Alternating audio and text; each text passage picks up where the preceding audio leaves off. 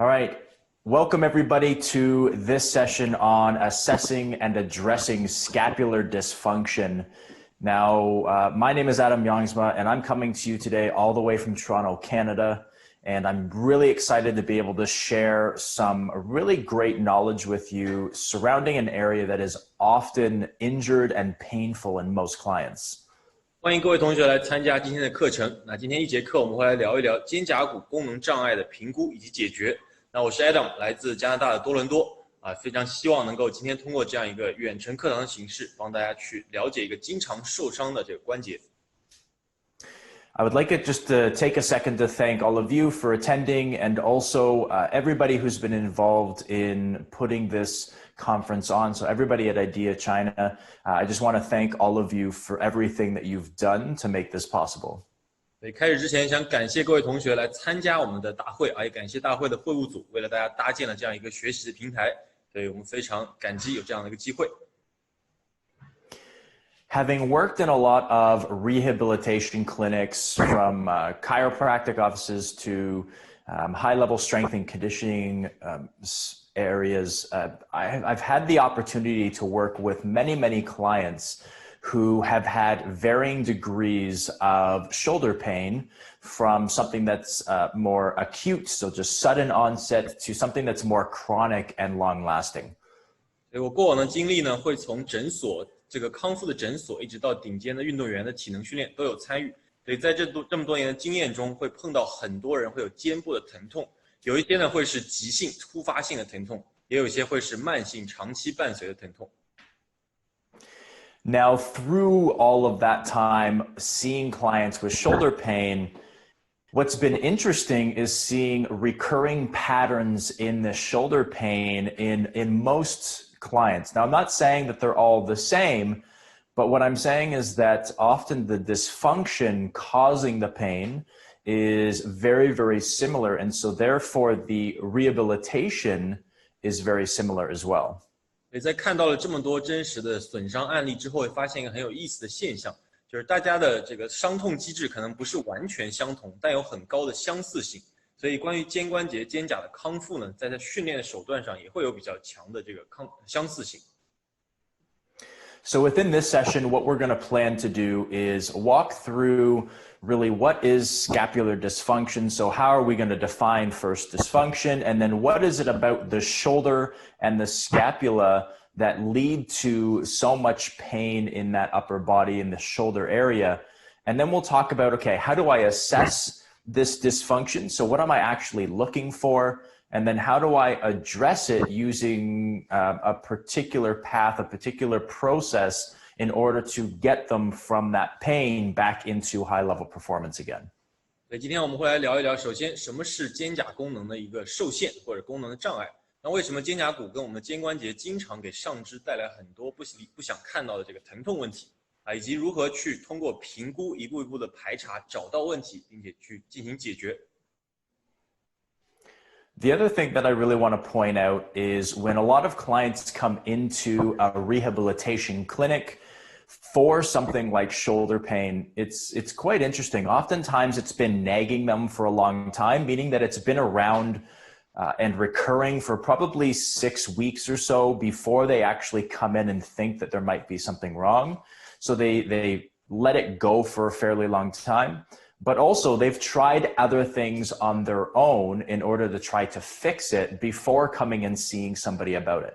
那还有一个非常有意思的现象，就是通常这些来到诊所说自己肩痛的客户呢，都会有一段时间的这个已经存在了疼痛，比如说通常会在6周以上，疼了很久才会去看医生、看诊所。那还有一个问题就是他们会自己尝试一些方法，先去解决可能搞不定之后呢，再去来到诊所去找物理治疗师。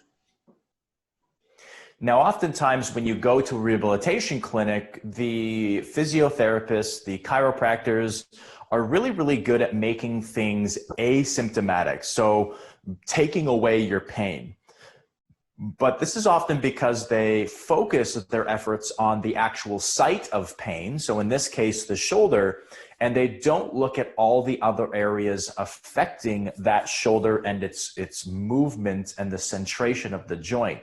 And so we're going to look at the shoulder more from a proximal to distal viewpoint, really focusing on the thoracic spine, the scapula, and then looking at the shoulder itself. 好，那实际上在诊所的这些物理治疗师或正骨师在处理你的疼痛的时候，其实他们会非常擅长的就是快速解决你的疼痛啊，因为他们每天都在做这个事情，但往往会忽略一个点，就是他们更多关注在造成疼痛的单一肌肉或者单一问题上，没有从整体去观察到底是什么原因造成了这个疼痛。所以今天我们可能会从这个具体的这个很细节的位置稍微拉远一点，让大家更看到整体。我们会从脊柱、从肩胛的位置，再到肩关节，一起来分析一下是什么造成了这些损伤、这些疼痛。It's also finally important to note before we head in that when you think about shoulder pain, now we're going to be talking about the mechanics and movement dysfunction relating to shoulder pain and scapular dysfunction. But it is important to note that shoulder pain can also be coming from nerve impingement in and around the shoulder. And so I just wanted to point that out, that not all shoulder pain is actually a shoulder problem. 好，那还有一个需要大家在开始之前先明确的就是，我们很多肩部的这个疼痛啊，有可能是肩胛的问题，或者是肩关节出现了撞击，或者是卡牙神经。它不一定完全都只是单纯肩关节的这个问题，所以我们需要有个意识，就是肩痛不一定只看肩，还需要看其他部位。So let's just ask ourselves this question. If you have a client or an individual in the general population who comes in to see you or goes in to see a rehabilitation specialist, what have they tried before? So like, what are most people doing when they have shoulder pain? 所以我们先来假想一个场景啊，就是当你的客户或者一个人走到这个诊所，想要去治疗他的肩痛的时候，那通常他们都是什么原因，或者是在做什么动作的时候会痛？ Now, most often, and they may not admit this to you, but most often they are searching on YouTube, they're searching on Instagram, they're searching on the internet to try to not only self-diagnose their pain, but also probably for the best mobilizations to do. 所以很可能啊，这些人呢，不光在这个网站上搜索如何解决疼痛，他还会搜索一些如何去提高肩部的灵活性等等的操作，自行去完成。And this often results in them hooking up a band and yanking on their arm and shoulder in really weird positions and thinking often, because if you look at a lot of the information that's available on the internet, thinking that it is a shoulder mobility issue, but that's often not the case. 所以很多人可能会模仿网上的动作，拿个弹力带套在肩关节，然后主动做一些旋转的动作，看起来很奇怪的动作。他们可能觉得他的疼痛来自于肩关节的灵活性不够，但实际上很多时候并不是灵活性的问题造成了疼痛。And there's often negative side effects to these mobilizations where they're actually pulling the shoulder, specifically the glenohumeral joint, into a really poor position. And trying to add mobility to a dysfunctional joint can lead to increased amount of damage in the joint, as well as increased levels of pain later on. 所以当他们这样做的时候，这个灵活性训练会适得其反，因为他们会对整个肩关节，尤其是我们的盂肱关节进行进一步的牵拉。那这个牵拉可能是在一个本身功能就受限的关节上，造成了更大的拉扯、更大的压力，以及更多的这个关节内部的损伤。所以这个时候可能造成未来疼痛的加剧。So we have to understand that with dysfunction, oftentimes it's actually addition by subtraction. So not adding more mobility, adding more mobility isn't necessarily what we need. Oftentimes it's actually removing some movements that are causing the pain and adding some stability to the adjacent joints can help us to improve dysfunction and shoulder pain. 其实另外一个很常见的，或者是发生概率很高的，实际上是这个关节它的受限呢，可能是有足够的稳定性。我们可能需要去把一些造成疼痛的动作拿掉，然后多练习一些关节的稳定性，这个时候可以让它变得更加的健康。So let's just take a moment here to define actually what dysfunction is, because I've mentioned it a lot in our conversation and it's part of the title of this presentation or this session. And so let's talk a little bit about what dysfunction actually is. So the definition, if you look, search through the research and through the dictionary, is it's abnormality or impairment in the function of a specified bodily organ or system. 好，首先我们来理解一下什么叫做功能障碍或者是功能异常。那它这边如果你查字典的话，它严格的定义呢是指身体某一特定的器官或者一个位置，它的功能出现了异常或受损。And so dysfunction should come to you as saying, okay, there's something wrong with regards to the actual function.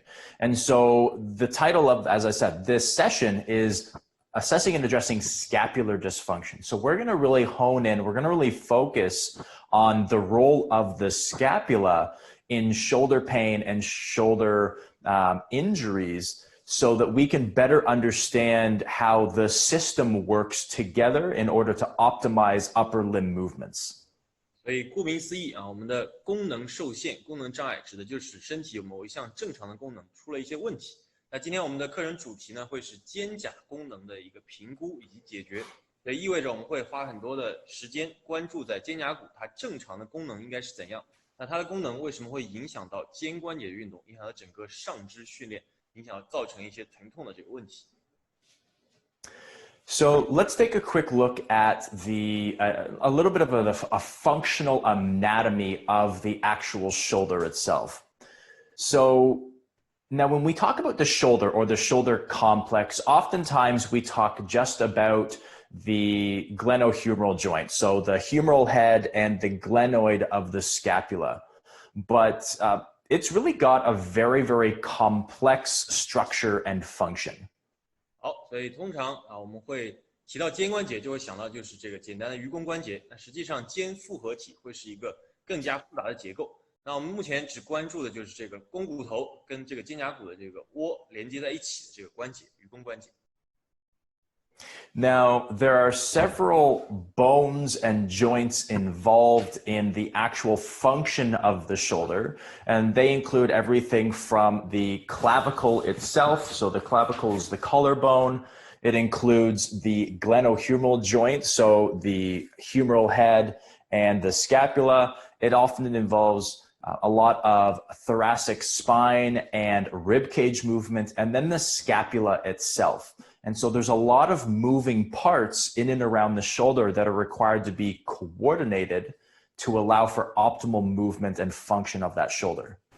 但实际上，如果你想让你的肩达到最理想的运动状态，它这边还有很多其他的结构，比如说我们的锁骨啊，会与我们肩形成肩锁关节，然后我们的这个比较熟悉的就是我们的肱骨会跟肩胛骨形成一个盂肱关节，那再加上整个胸椎以及胸廓的运动，还有肩胛骨的运动。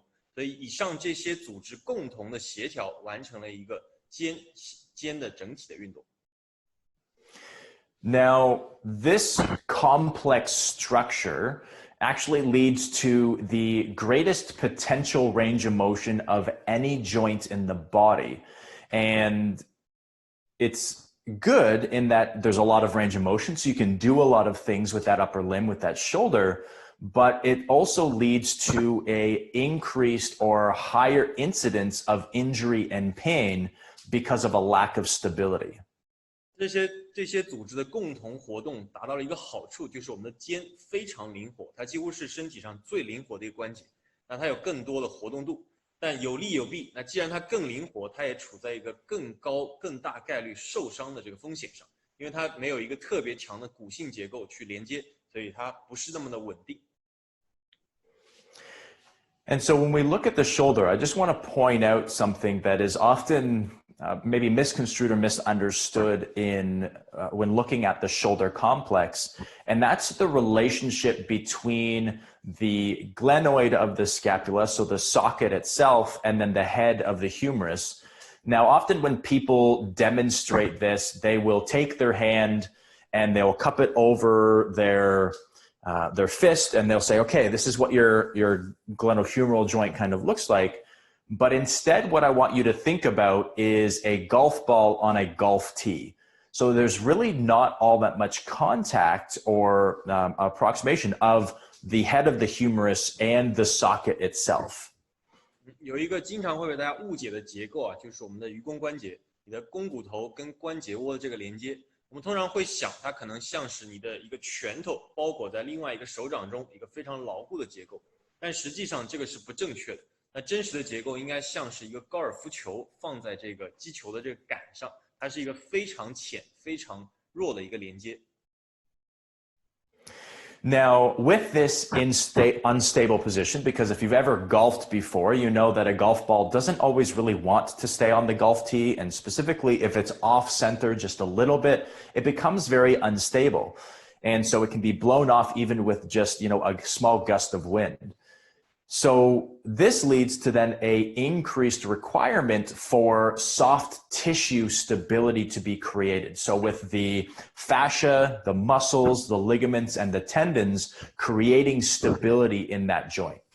对，如果你打过高尔夫球的话，你会知道啊，这个连接会是非常的脆弱，或者非常容易被打破，即使是一点风吹草动，都有可能让球从这个杆上掉下来。那实际上，我们的肩也是同样的结构。那为了能够让它更稳定呢，我们需要一些结缔组织的帮忙。对，比如说我们的韧带、我们的肌肉、我们的筋膜和肌腱这些组织共同完成发力，把我们的肱骨头紧紧的拉在关节窝上。So the position of a joint, specifically we're talking about the shoulder, but really any joint. So the position and the resting position of that joint impacts its ability to express full strength, full range of motion, and have full stability in its functioning range of motion. And the shoulder is no different. And so because it doesn't have a lot of bony stability and requires a lot of muscular and soft tissue stability, the position of the scapula and the motion of the scapula is very important for organizing the position of the actual shoulder joint itself, the glenohumeral joint. 我们身体的关节啊，其实这个关节本身在静止状态的位置，都会影响到它的力量、它的一个活动度、它的一个稳定性。那我们的肩关节也同样如此，但这个时候更多依靠肌肉、依靠结缔组织去控制的这样一个稳定性呢，就会相对比较挑战，因为它没有骨性结构的这个去锁定。那再加上我们的肩胛骨啊，它整个肩胛骨的状态和它的位置会非常大程度的影响我们刚刚所谈到的这个肩关节，也就是盂肱关节。对，整体来说，肩胛骨的功能会影响到我们肩的这个运动功能。So we're going to talk a little bit later about scapulohumeral rhythm, but I just wanted to define what it is before we kind of move along here. So if we think about the scapula having the glenoid on it, so the actual socket of the shoulder, as I elevate my arm, so I'm just going to imagine that my fist is the ball of the humerus, my elbow is actually my elbow in this case, but as you come up into abduction, for instance, the scapula is actually going to start to tilt up as I move my arm up and around, which is why I can bring my arm all the way up over top of my head. And it's the same thing in flexion. Now, the rhythm of those two bones moving together is very, very important for full function, because if the scapula doesn't move properly, the humerus won't move and vice versa.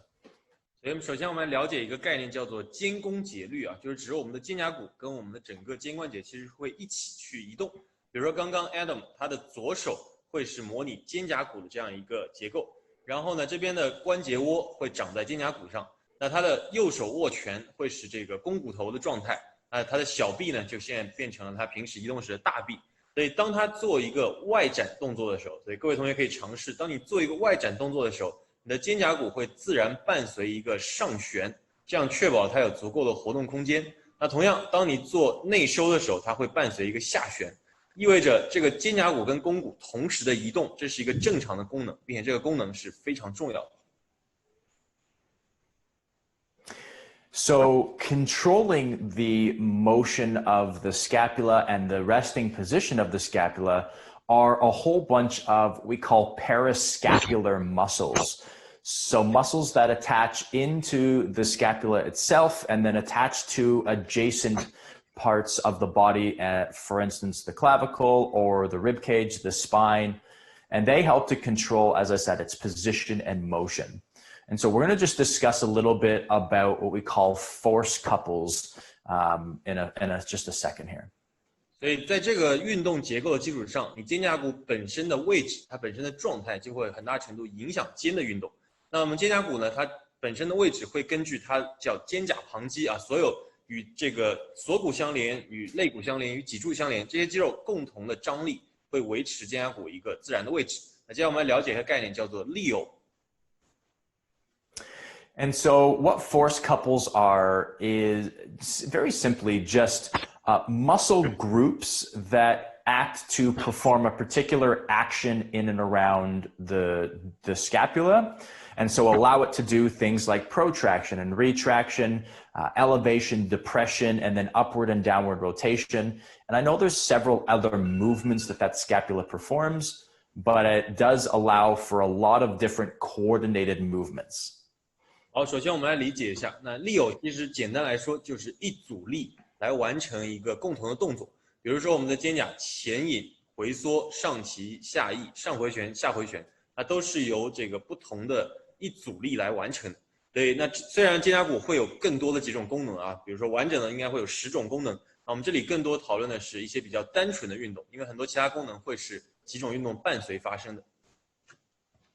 And so on this slide and in your handout that you have as well, what you will see is there's some muscles here that have stars and there's some muscles here that have kind of almost a T or a plus sign beside them in orange.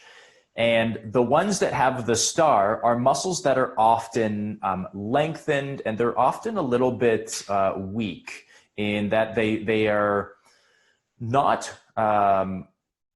it's not that they're not working, but they're not working properly. They're not working optimally. 好，我们来解释一下，大家会看到讲义上的这些肌肉，有一些会用星号标注，有一些会用一个小的箭头标注。那用星号标注的指的是这些肌肉通常会是一个被抑制的状态，或者说这些肌肉它的整个运作功能会不太理想。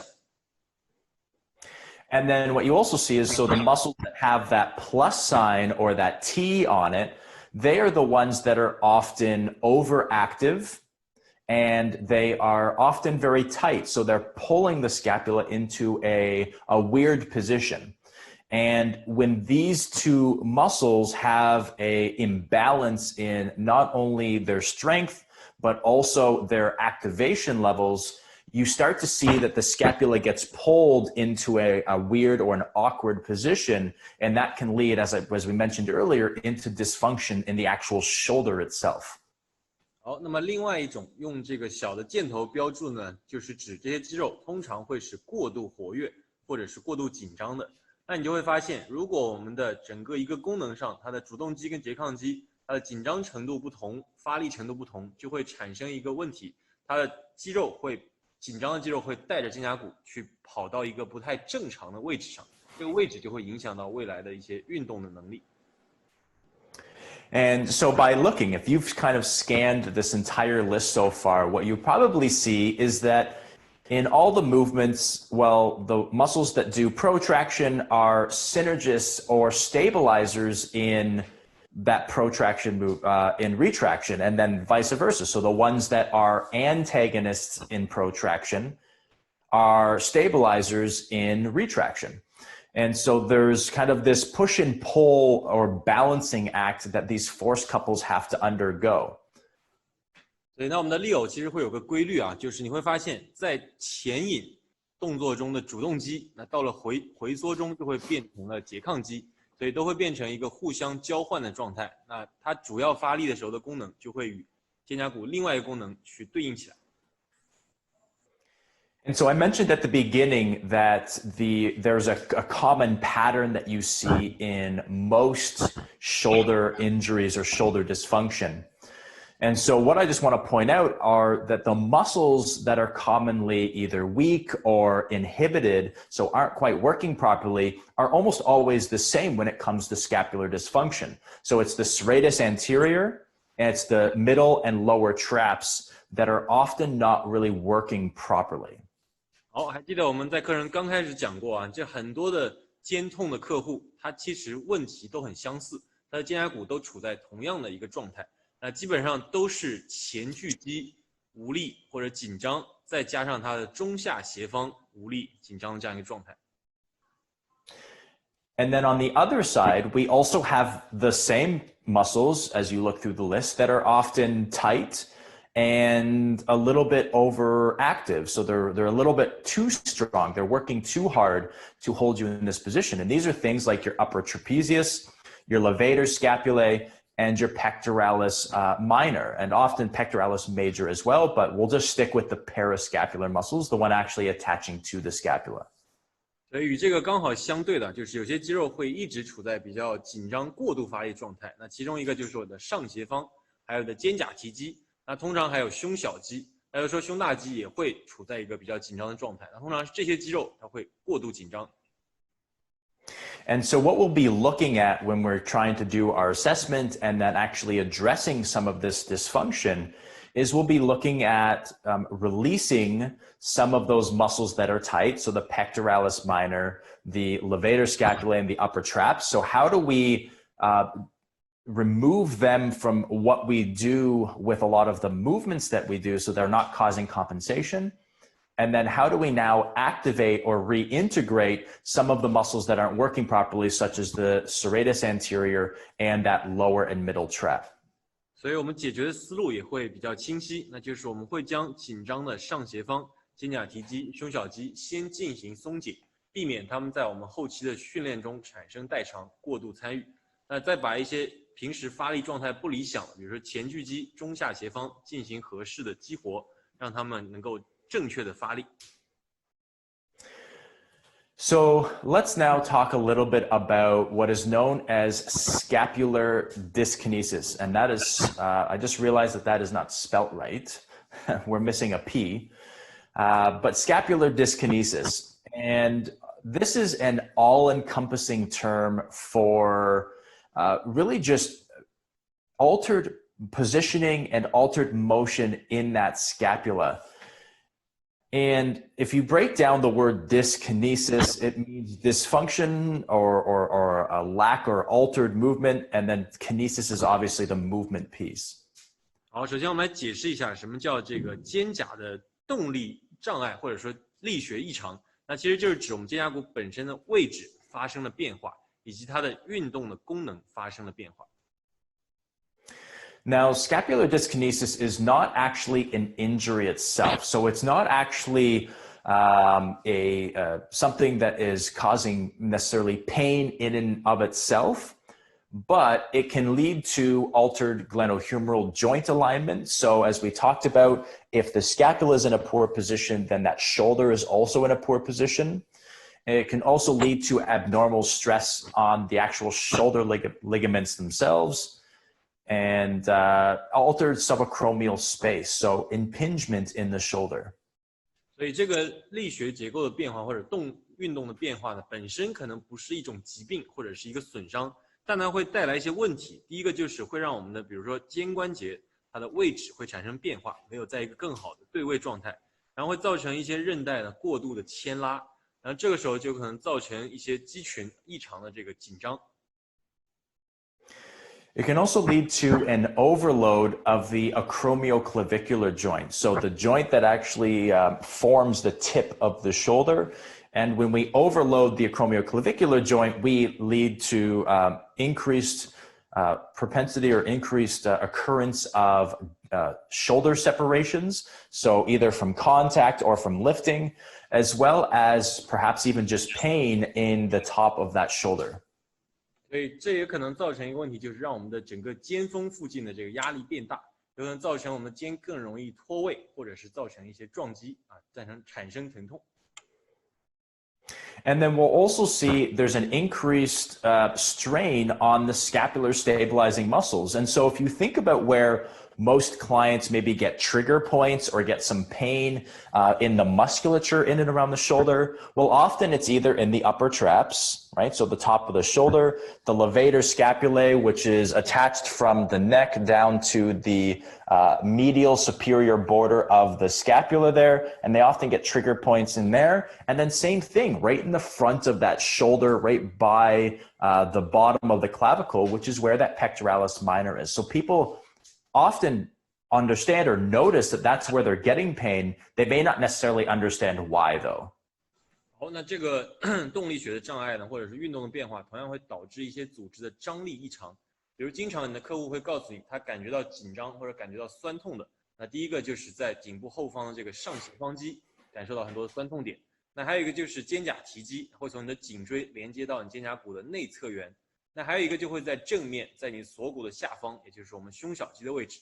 他可能明确的知道这几个肌肉很紧啊，每次按上去都很痛。但他不会理解是什么原因造成了这些肌肉的张力过高。So we should already know, just from kind of what I've said so far, that scapular dyskinesis is probably something that needs to be addressed. And oftentimes it is a precursor to pain actually coming in and taking hold of the shoulder. If you've been to any of the other sessions that I've done, you may have heard me say this before, but pain is the last signal your body gives you that there's something wrong. It's kind of that stop point. It's your body saying, okay, we're done here. This is painful. So now I'm going to provide you with pain until you fix all this stuff that's going wrong. 好，所以这个力学的变化其实是会导致一些疼痛啊，或者它可以理解为是疼痛的先兆。那如果你有听过 Adam 其他课程，你会发现他说一句话，就是疼痛是我们身体给到我们的最后一个信号，或者最后一道防线。那出现疼痛的时候，它其实在告诉你，你需要立刻停止你所做的这个行为。那我们希望的是可以在疼痛出现之前，先解决一些能够观察到的这个问题，比如说就是这个动力学的异常。And so our job as personal trainers, as strength and conditioning coaches, as fitness instructors, as whatever your title is in the fitness or rehabilitation industry, is to assess kind of what's going on specifically surrounding the motion of the scapula and the shoulder, and not just look at end range, because your body can compensate to get you into this overhead position by maybe elevating your shoulder before you get up to give you a little bit more perceived upward rotation of that scapula, but you're getting it from a poor pattern. And that can lead to injury down the road. So we want to be able to look at what's going on at the scapula and how is that going to affect shoulder motion and overhead motion as we progress through an exercise program. 所以对于我们来说，无论你是一个私人教练、体能教练，还是健身培训师，无论你的角色是什么，那我们希望具备一种能力，就是去评估肩胛骨的一个状态。因为通常我们来说，我们可能会简单的评估它动作的末端，比如说看它肩屈。肩外展能到什么幅度？但实际上人体很聪明，它会通过预先的抬起肩锁关节来帮你达到这个活动度。所以实际上很多时候，虽然它能到相同的活动度，但它的动力学的这个结构是不一样的。我们需要能够判断出肩胛的运动是否正常。So let's just talk about a couple of the mechanisms involved in scapular dyskinesis. So the first one listed there is the inadequate serratus anterior activation. So the serratus anterior, if you don't really know your anatomy all that well, it's the muscle that kind of comes around and looks like a serrated blade on this kind of upper outside part of the chest. So it kind of looks like fingers or a serrated blade here. And it wraps around along the line of the rib cage, goes underneath the scapula, and attaches to the medial border, so the inside border by the spine of that scapula. 所以首先我们来看一下肩关节这个力学障碍或者是动力学异常，经常会有一些机制。那其中第一个就是前锯肌的无力。那如果你对解剖还不是特别熟悉的话，我们来解释一下，前锯肌呢会有点像一个锯齿一样，在你肋骨的外侧。然后它会一直向后连接到肩胛骨的内侧缘。Now, one of its primary roles is upward rotation of the scapula, so allowing for upward movement as I go into abduction or flexion, but also to provide a almost a posterior tilting or a force to hold that scapula against the rib cage. So when it's not activating in the way it should, if it's too weak, what you'll often see is a very, very poor position and less upward rotation and less posterior tilting of that scapula. So allowing it to really get into a very poor and vulnerable position. 好，那前锯肌它主要的作用呢，第一个是当我们做外展、做屈的时候，它可以提供一些个上回旋的力量，所以它会让肩胛骨向上旋转。那其实还有另外一个很重要的功能呢，是它会提供一个把肩胛骨拉向你胸廓、拉向胸廓的力量。这个动作呢是肩胛骨的后倾。那如果你的前锯肌力量会比较弱，会出现的就是当你做肩关节运动的时候，你的上旋能力较差。 再加上你没有足够的力量把肩胛骨紧紧的拉在你的胸廓上，所以这个时候它可能会是一个翘起的状态，在一个很容易受伤的位置。So another mechanism that you can see as well is excess upper trapezius activation. So the upper trap, which goes from the base of the skull and the neck down actually to the clavicle, you can see that it starts to fire up a little bit more. Now, the reason for this is actually to get the shoulder in a better position in order to pull up. And you start to see that the elevation of the clavicle actually starts to rise. So people who have really, really tight upper traps, or they have maybe when they row or they elevate their arm, you'll see that the shoulder will kind of pop up before they pull because that upper trap is trying to upwardly rotate the scapula and take the place of that serratus anterior. 好，那么第二个经常出现的机制呢，是我们的上斜方激活，上斜方过度激活，就是它过度紧张。那这个时候会造成它整个，因为它连接在我们的头部后侧，一直到肩胛骨啊，一直到我们的锁骨，所以它可能造成的是它过度紧张呢，会把整个肩向上抬。你会发现很多客户在尝试做一些外展动作或者做划船动作的时候，会先把肩向上抬，然后再做后续的动作。这个时候就是它会优先的启动啊，完成一个关节向上的这个动作。Now we also see, and we mentioned this with the force couples slide, that there's also a lot of pectoralis minor tightness. And this is not a muscle that is really talked about a lot in movement, but when it comes to the position of the scapula and pain in the shoulder, it's very, very important. And so when we have excess tightness in that pectoralis minor, which goes from basically the tip of the scapula and comes underneath the clavicle and attaches to the rib cage just inferior to that clavicle, you start to see that the scapula gets pulled into an anterior tilt, meaning that the bottom tip of the scapula comes out from the body. And then you also see medial rotation as well. So you start to see the medial border of that scapula. 好，所以呢，接下来一个机制呢是我们的胸小肌啊过度紧张。刚刚在这个利偶的表格中也有看到，胸小肌紧张是居多的。所以这个时候，当胸小肌紧张的时候，会发现几个问题。第一个呢，它从肩胛骨的后侧穿过我们的锁骨连到肋骨上。所以当它紧张的时候，会造成的是把肩胛骨呢向前拉。那向前拉之后，你会发现它肩胛骨下角有可能会被拉起来啊，这个状态也是很容易造成一些损伤的。So when you combine just those three mechanisms, what you start to see is that all of these muscles are almost trying to compensate for each other because there's a lack of movement somewhere, there's too much activation somewhere else, and the position of that scapula is really in a very abnormal position. So it's anteriorly tilted, it's medially rotated, and that serratus anterior isn't working, so the upper trap has to work really hard in order to bring you up. And so what we want to do when we're looking at addressing this positioning and this movement dysfunction is we want to be able to assess, okay, what's the position of the scapula and its current movement? And then how do I then get into all of those muscles, relax the ones that are overactive, and then activate the ones that are underactive? 所以你会发现，刚刚几种机制啊，最终结合在一起，就会是一个互相代偿、互相去替代依次的功能这样一个状态。你的肩胛骨会在前锯肌无力的情况下，更多的前倾，然后会伴随着一些内旋，然后这个时候呢，上斜方会更容易启动，优先去发力，胸小肌会一直保持紧张。所以我们需要做到的是，当你理解了这些机制，那我们能够通过一些方式来评估，来看看到底哪些肌肉是紧张，哪些肌肉是能被抑制的，它的发力状态不理想，然后我们再去给出一些解决的方案。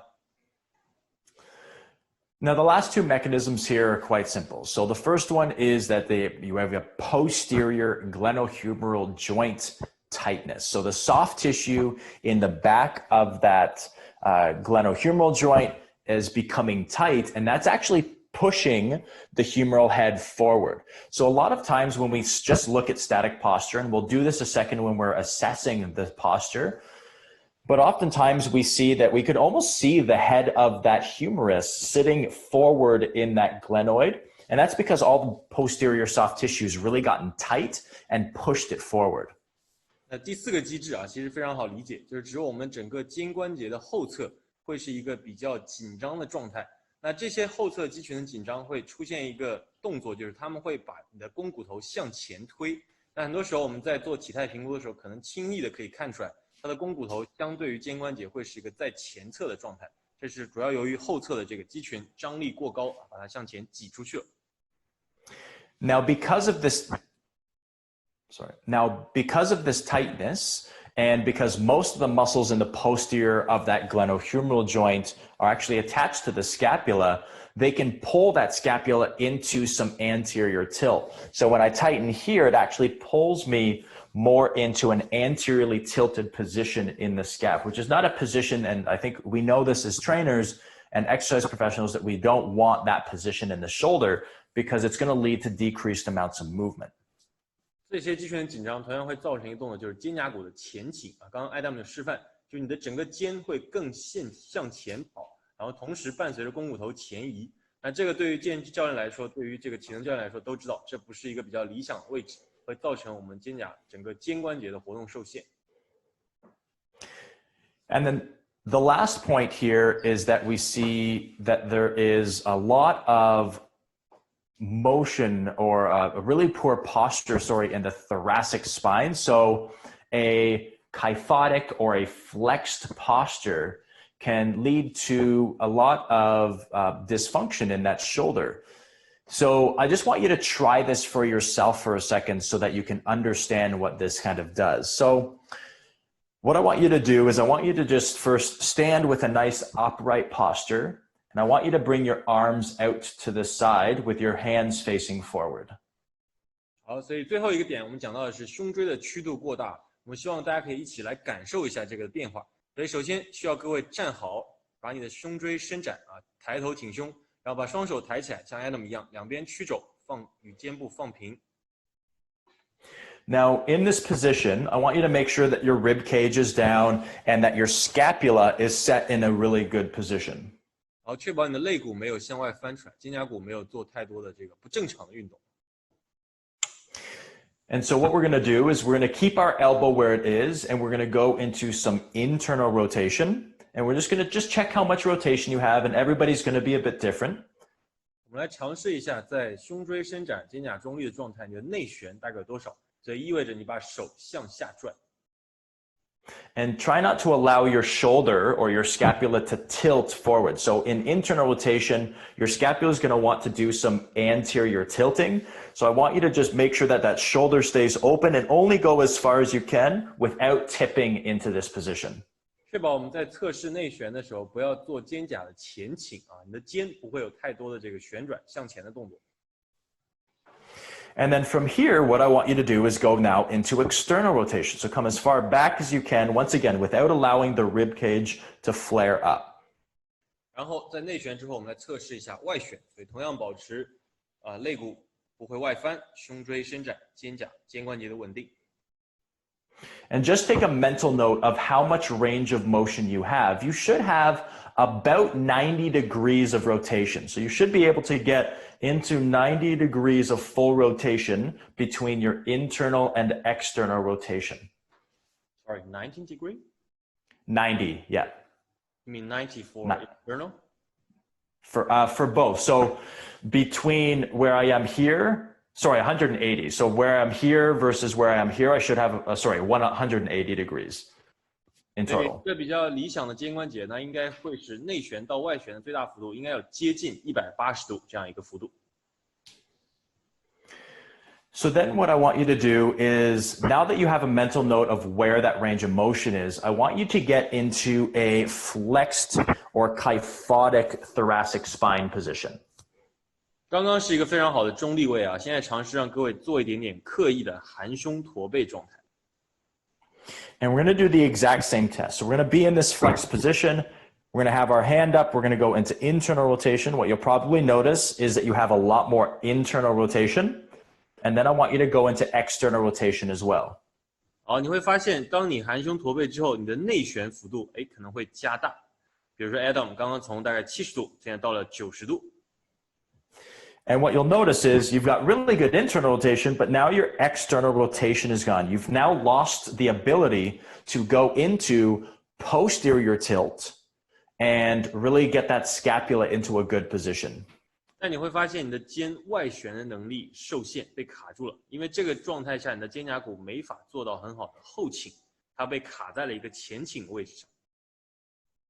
So this is something you need to keep in mind when you're working with a client who may have a kyphotic spine, whether it's due to working at a desk or perhaps they have been just sitting in chairs for long periods of time. Maybe they are a truck driver.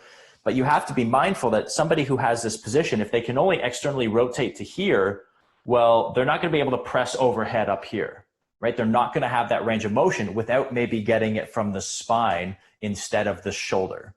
所以这个时候，作为教练，你就需要非常关注。如果你的客户长期久坐啊，或者是他有可能是这个司机这样一个职业，他可能会处在一个含胸驼背的状态。那这个时候，他的外旋不足，意味着他永远不可能推到过顶位。所以我们需要先解决胸椎肩胛的问题，再尝试一些过顶训练。So the position of the joint, so the position of that scapula is very, very important for the overall range of motion that I can have. So it's important for me as a strength and conditioning coach and as a personal trainer, and for all of you, for your clients, to make sure that the joints are in a good central position. So we call it joint centration, where there's optimal pull from all sides and optimal movement available. We have to make sure that all the joints are in that position in order to allow for optimal function. 所以对于教练，对于我们来说，需要非常注意的就是，我们需要关注胸椎以及肩胛骨的位置。那只有这些位置正确了，我们才能做到的就是关节处在一个共心或者共轴的状态，那可以有最大的拉力，能够最大承受力量，并且它有最大的运动幅度。So what we're going to do now is we've talked a lot about scapular dysfunction. We've talked a lot about some other things going on in the shoulder, about the shoulder mechanics. So what we're going to do now is walk through a short little just assessment protocol that you can use for scapular dysfunction. Now, we're going to go through a lot of different tests. You do not have to do all of these tests, but you can pick and choose which ones that you do. The key is that you are walking through this process of looking at posture first, then observing movement, and then looking at, are there any special tests that I need to do to assist with assessing this client? 好，刚刚我们聊了很多关于肩关节的结构啊，它的力学异常。那么接下来我们来看看肩关节的评估。那我们会做一系列的评估啊，大家不需要全做，但我们希望的是你可以根据这样一个顺序，就是先评估姿势，然后你会观察动作，再决定是否需要一些特殊的这个关节的测试。All right, so I'm going to bring Jen out here, and we are going to just do a quick little evaluation or assessment for scapular dysfunction. Jen, China, Jen. 好，我们会请 Jen 配合我来做一些快速的肩胛评估啊，所以 Jen 再给大家打招呼。Now, you may already do a static postural assessment with your clients. I hope you do.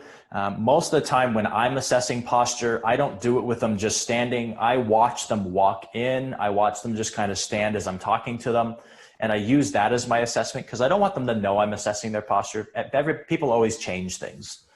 好，所以希望各位会对客户做一个静态筛查、静态姿势评估，这个是非常重要的。那个人来说，我会从客户开始走进门啊，一直到跟我交谈如何站姿，在整个过程中去评估他的姿势，因为我们不希望非常刻意的告诉他，好，接下来我们要评估你的静态姿势。这个时候，任何人都会有一个刻意的调整，只有他的自然状态，我们才会发现最真实的这个问题。So we're just going to focus on, we're going to look at 3 different positions, and I'll explain why we look at all these. And we're just going to focus really specifically about on the shoulder and this upper thoracic spine position. And so from the lateral view, what we're going to first start to look at is probably the same thing that you would look at in this position. Is I'm going to look at the spine curves. 我们会从3个角度来看它的整个这个上背啊，或者是肩胛。首先，我们从侧面，那侧面看呢，我们首先看的是它脊柱的一个曲度。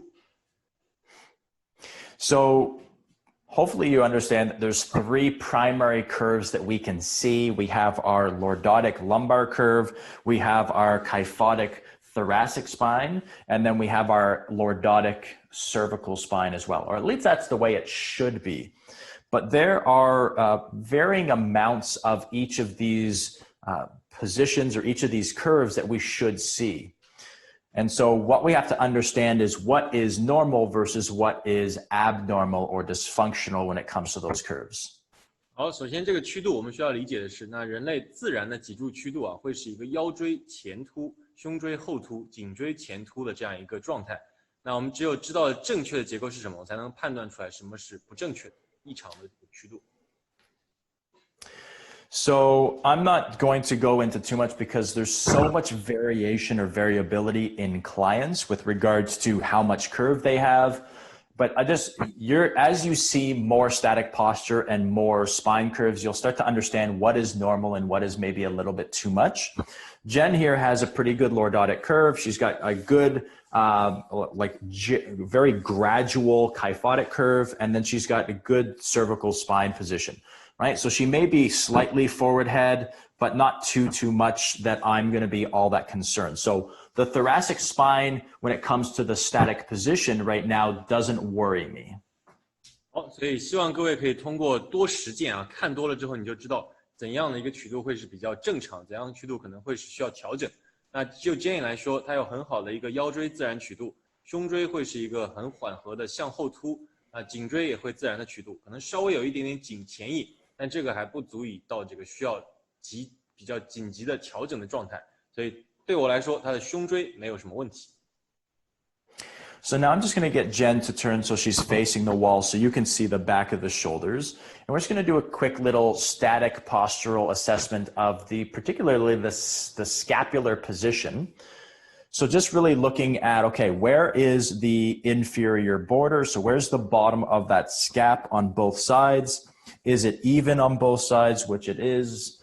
And then what is the kind of angle? So how much of this medial border can I see? So if you really look at this, you can see that this right scapula sits out a little bit further. So hopefully you can actually see that because she's a great demonstration of this postural position.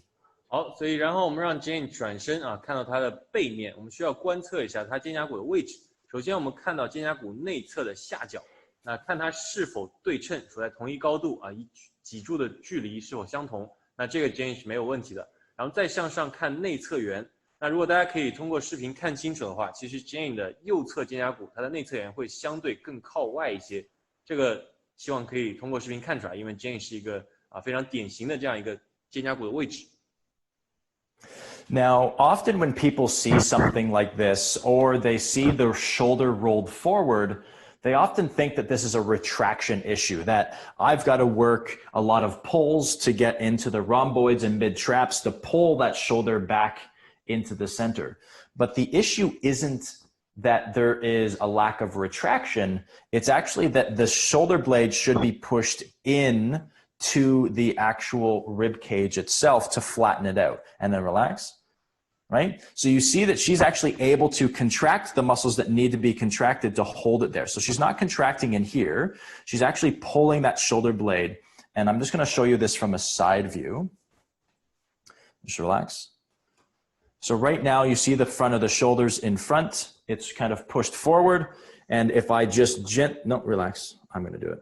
And if I just gently pull this scap against her body, so I'm not pulling backwards towards the spine, I'm actually just squeezing back. You see that the front of that shoulder opens up a little bit versus where it was before.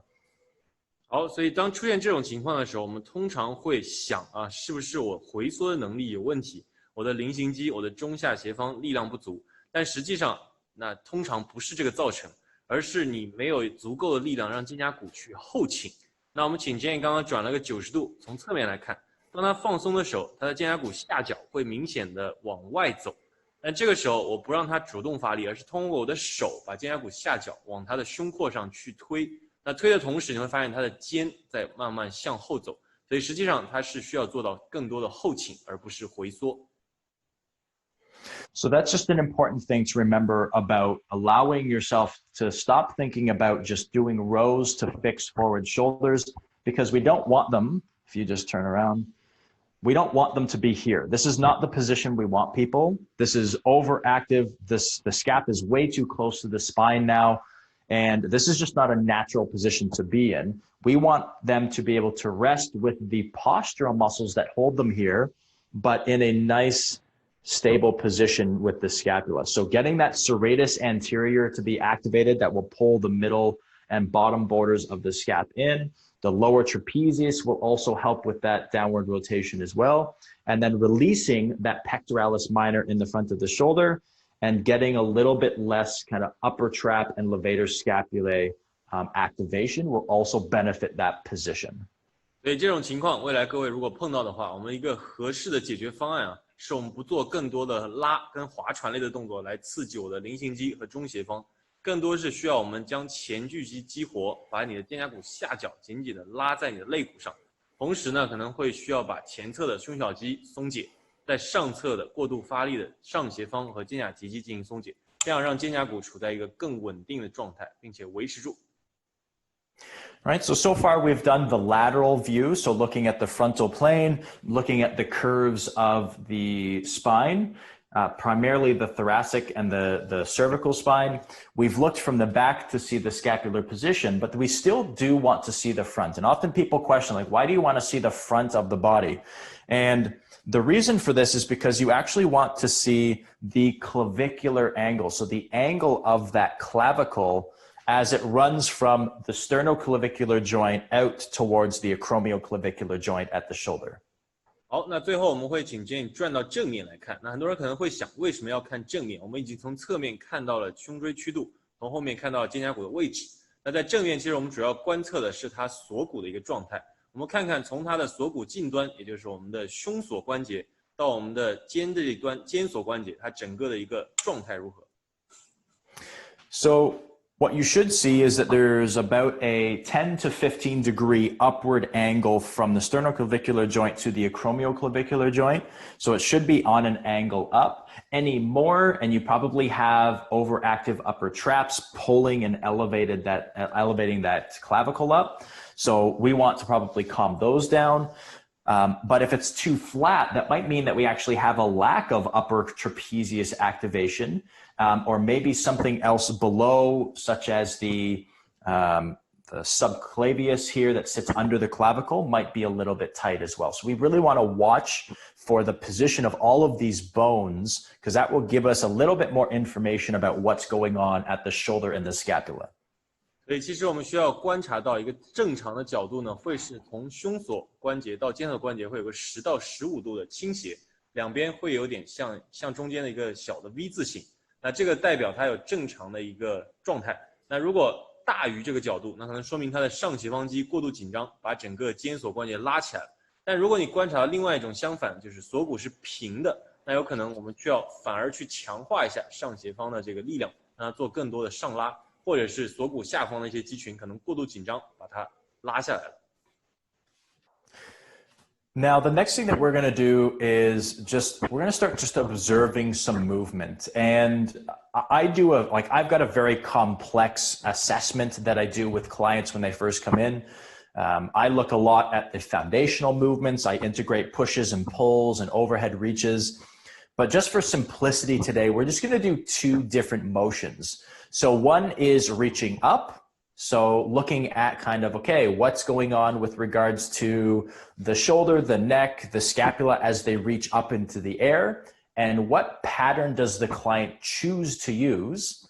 And then we're also going to look at reaching forward and look at how much scapular protraction and upward rotation we have as we reach into the front. 好，所以那接下来我们会来观察一些动作啊。那通常来说，我个人在接待私教的时候，会在第一次在基础测试的时候做很多动作，包括了推拉、过顶、向上抓东西。那今天为了能够更简单，让大家更好理解，我们只做2个动作，一个是向上的触碰，一个是向前的触碰。所以我们会观察这2个动作下，它有多少的这个肩胛骨的旋转，有多少肩胛骨的前引。So I'm not going to overcoach this. I am going to have her face the wall so you can see the scapula. Now, I don't overcoach. When I'm observing these two movements, I'm not going to overcoach them. I'm not actually going to tell her how I want her to do the movement. I'm just very simply going to say, okay, Jen, I want you to reach up over top of your head as high as you can.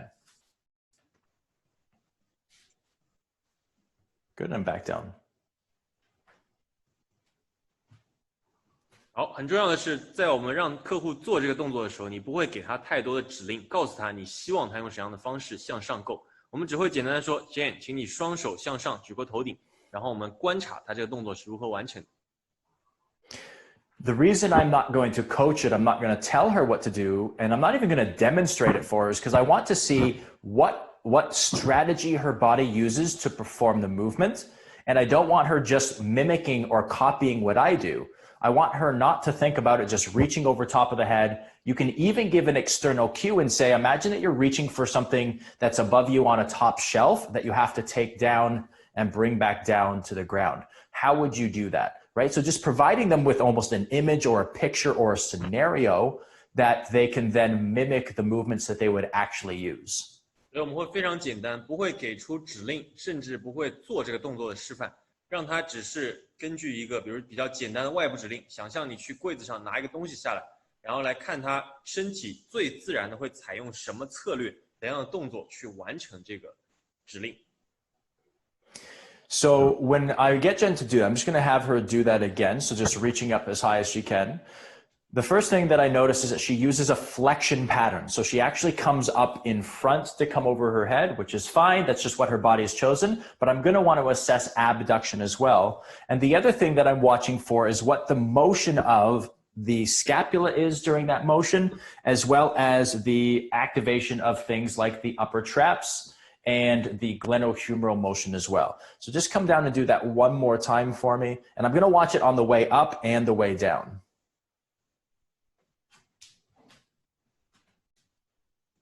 And back down. Good. 好，所以刚刚我们让 Jane 再次做了一次向上。那首先我们观察到的是他选择了通过屈曲这样一个策略来实现双手过顶。那这个时候我还会在他上去的过程中观察他的肩胛骨的旋转如何，他的上斜方的这个收缩状态如何。那等一下我们可能还会再观察他外展这样一个能力，但现在这是他最自然选择的一个策略，所以我们可能会需要客户完成几次自然的动作，然后你去观察一些细节。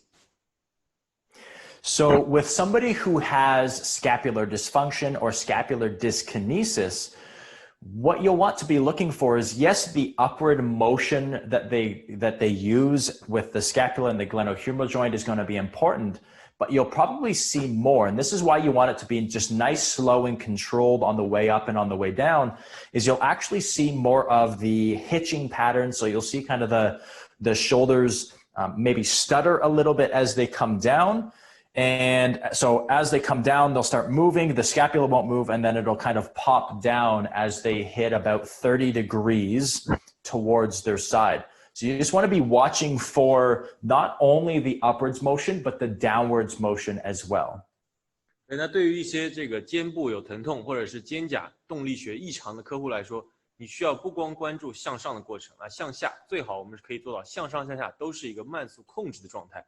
这时候你可能会看到的是，在它下放的过程中，会有一个阶段，可能肩胛骨不动，然后突然肩胛骨会跳到下一个位置这些都可能是在过程中观察到的现象。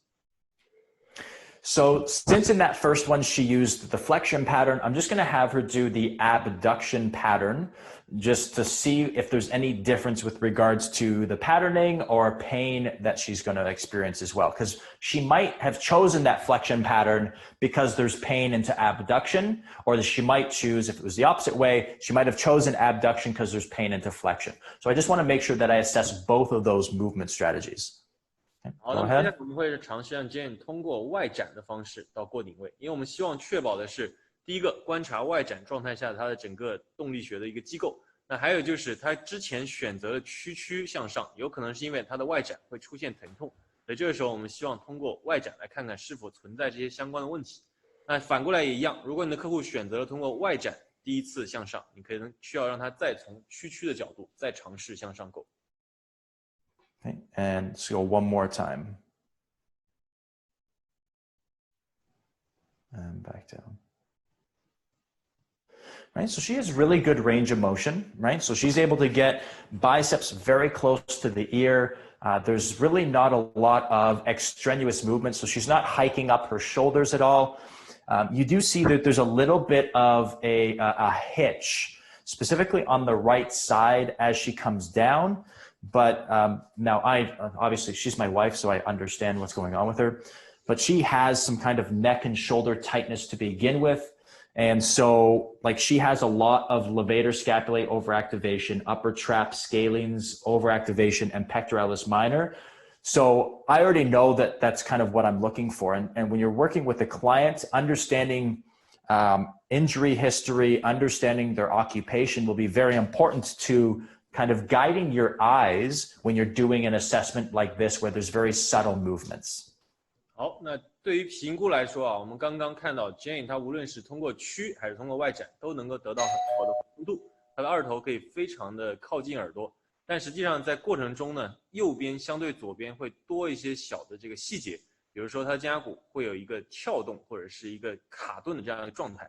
那因为 Adam 非常了解他的老婆啊，所以他知道他的整个右侧的肩颈、肩胛提肌，包括这个胸小肌都会是比较紧张，所以他可以很明确的关注在右边跟左边的差别上。那这个时候，未来如果各位是跟自己的客户评估，你需要去了解一些他相关的历史啊，比如说他的日常行为习惯、他的职业、他的一些损伤史。这时候你可以在评估的时候更有一个针对性，知道你该看的可能会看到问题。All right, so we've now done both of our reaches up in front and to the side, so flexion and abduction. I've seen both those strategies. We've talked about if there's any pain. We've looked at the scapula to see how they're moving.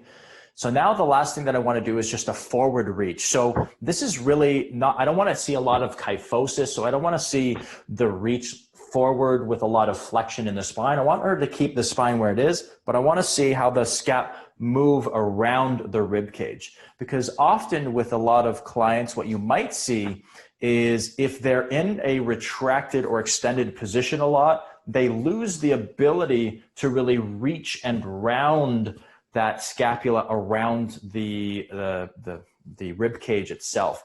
And so this is going to be very, very important, specifically in those who have more of a flat thoracic spine, which is very common in people who play baseball or did as a young kid, or maybe football or any other throwing sport.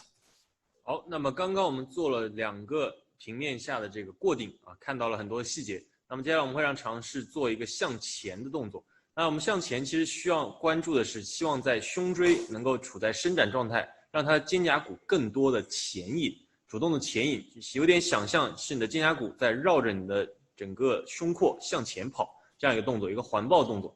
那很多人如果是这个都会是出现平上背啊，或者是平胸椎的这个状态，所以实际上它会丧失一些肩胛骨向前引的能力。比如说很多的棒球手或者需要投掷类的运动员，他们都会出现类似这样的问题。All right, so I'm going to have her reach once facing away from you so that you can see kind of just the motion of the scapula.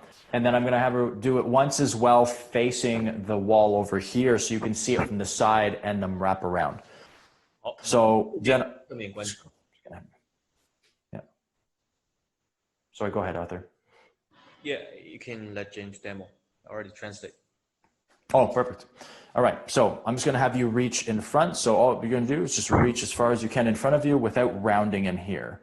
So just watching, now you can see the motion of the scapula. You can actually see how far they get away from the spine. So she's got actually really good protraction around the back. And if you look at the evenness of the motion, and I'm gonna get her to back right up towards the camera here so that you can see this motion a little bit better. Good. And just have you do that again, just reaching forward as far as you can. And you can see that the scap really wrap around really well, and it's pretty even on both sides with regards to how far they are from the actual spine itself. 好，首先我们需要它在一个不主动屈曲胸椎的状态下，尽可能向前够。可以看到 Jane 两侧肩胛骨它的前引能力非常好，并且让它在拉近之后，你会看得到，当它到了末端，它两边肩胛骨内侧缘到脊柱的距离是基本一样的。 所以这是一个很良好的活动度，加上很对称，很好的对称性。Right, and then the next one, I'm just going to show you the exact same thing, but from the side view now, so you can just see. Like I would watch both sides. We're just going to watch this right side here as she reaches forward. 好，从侧面再来看一下。Right, so some good motion as she rolls into that protracted position. 从侧面我们可以更多的看到这个曲度的变化，所以胸椎没有太多的屈曲，而是肩胛骨主动的向前走。All right. So that's all I would do for observing movement. So if you're going to add something, it's very simple, flexion and abduction pattern, but let them choose which one they use, see which one they want, and then also just see how far they can get into protraction. So we're assessing really the serratus anterior and how much other interference is coming from the upper traps and the pectoralis minor as they do those two motions with upward rotation and protraction. 所以我们通过一个向上触碰和一个向前触碰啊，可以观察到很多问题。首先，它肩胛骨的活动能力，我们可以一目了然。它的前锯肌能够完成多大幅度的前引啊，它的上斜方肩胛提肌会有多大程度的干扰，我们都可以通过这两个动作去评估出来。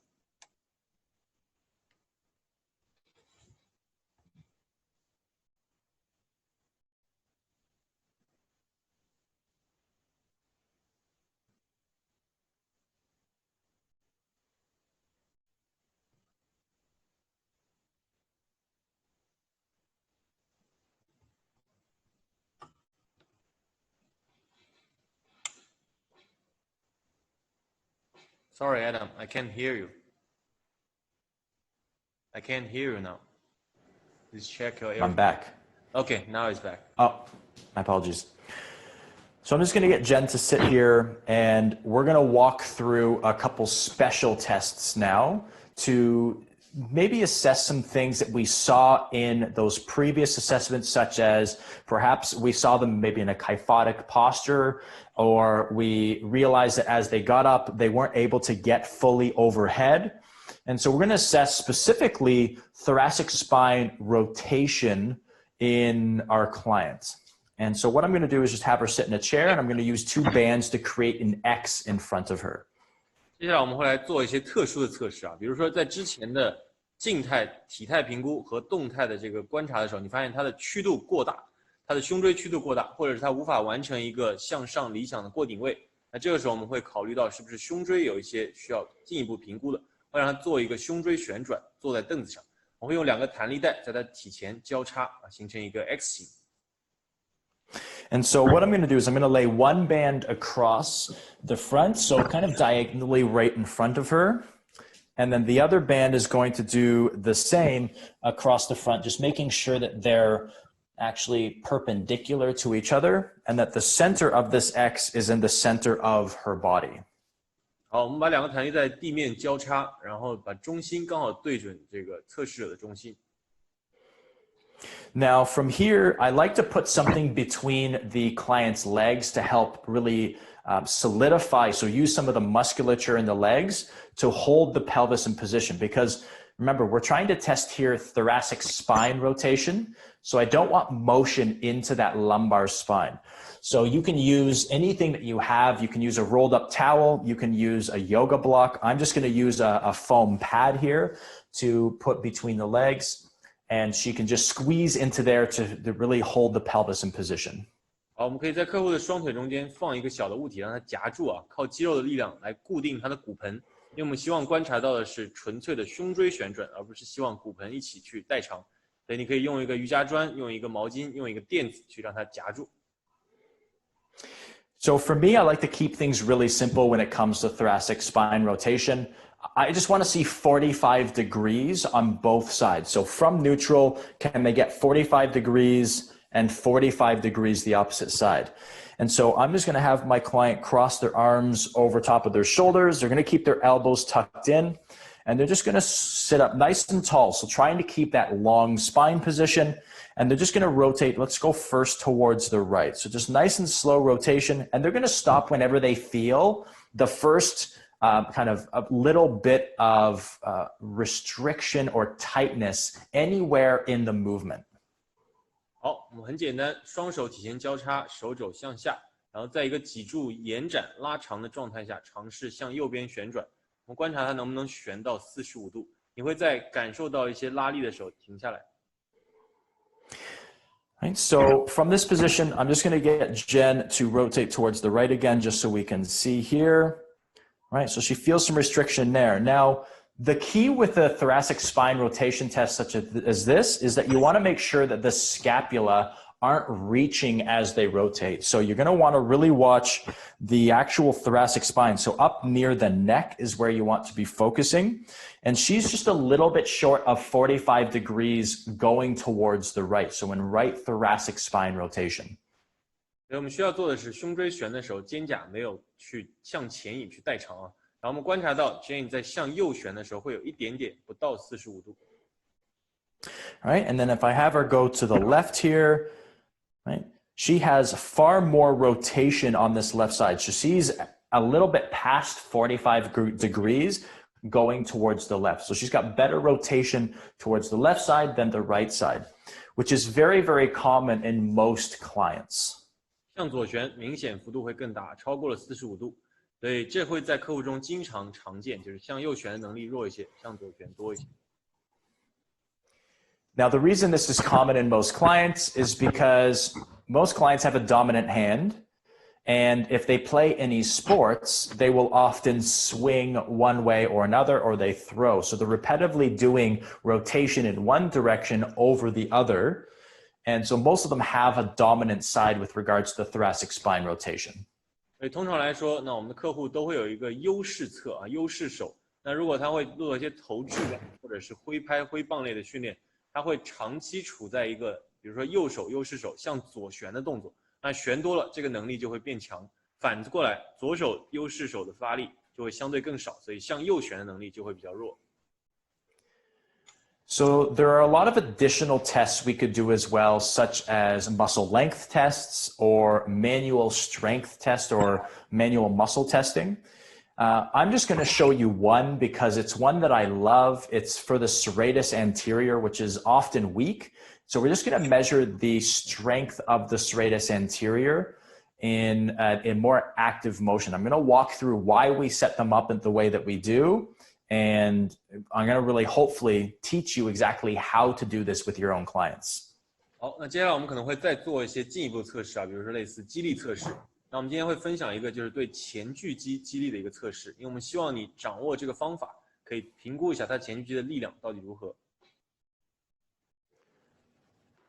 All right, so with your client, what you're going to do, now you can have them sitting on the edge of a table or a bench. I'm just going to do it standing. And I'm actually going to move Jen a little bit closer towards you so you can really see what's going on with my hand position. Now, if you think back to your functional anatomy, and I'm going to come down here so you can see me. So if you think back to your functional anatomy and the role of that serratus anterior, it's most of the time when we test it, it's into protraction, right? So you would think about being tested in your ability to create force into protraction. But the problem with that is that there are several other muscles that are often overactive, such as the pectoralis major and pectoralis minor, which also assist in that action and will overpower the serratus anterior and perhaps give you a false reading. 好，那首先前锯肌，我们回顾一下刚刚的这个功能性解剖啊，它主要的功能会是一个前引，很多时候我们会通过前引、主动前引来测试前锯肌的力量。但这个时候它其实在你肩部、胸部前侧的胸大胸小都有这样一个功能，而且它们的力量往往会远远超过前锯肌，有可能造成你的这个测试失准啊，你会把胸大肌、胸小肌的力量误以为是前锯肌的力量。So instead of testing the serratus anterior's ability to protract the scapula, we're actually going to assess its ability to upwardly rotate the scapula instead. And so I'm going to take away that pectoralis minor and major, which are often very tight and can overpower it, and instead work on its upward rotation. So I want about 120 degrees of flexion. So 90 degrees is about here, so another 30 degrees up. And I want the thumb to be pointed up. So I want the hand to be in a neutral position. Further.